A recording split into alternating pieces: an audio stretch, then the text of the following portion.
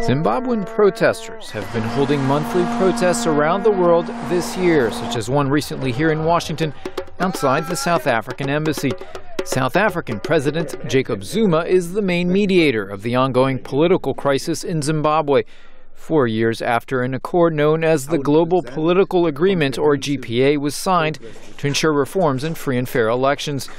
The National Unity Government was set up, but protest organizer Den Moyo says there has been no progress on reforms.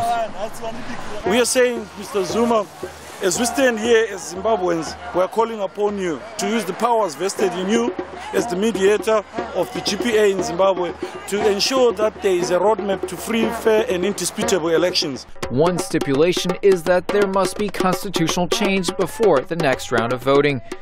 The Africa director at the Wilson Center in Washington, Steve McDonald, says President Mugabe is trying to get re-elected as soon as possible, so he may try to convince South African mediators to change their view on the need for constitutional reform. He wants to get beyond the power-sharing arrangement. He's under pressure, as you know, from the South Africans who have declared that they will not recognize or work with him if the preparations for the elections do not precede it, and the main thing there is the constitutional referendum. At recent celebrations marking 32 years of Zimbabwe's independence and his power, the 88-year-old president called on political parties to go beyond the violence of recent elections. That we must take absolute care and caution and ensure that the fights of yesterday are buried in the past.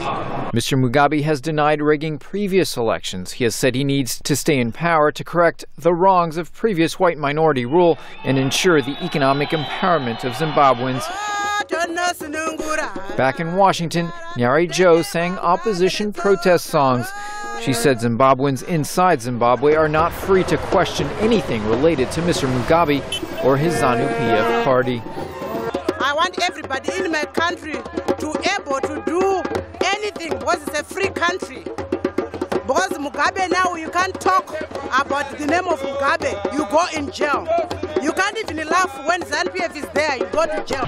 The protesters warned if there is not more pressure against President Mugabe, that he would remain in power as long as he is still alive through stalling tactics or rigged and violent elections. Efforts to reform the Constitution have gone slowly, while no date has been set for the looming presidential and legislative election. Nico, Colombant, VOA News, Washington.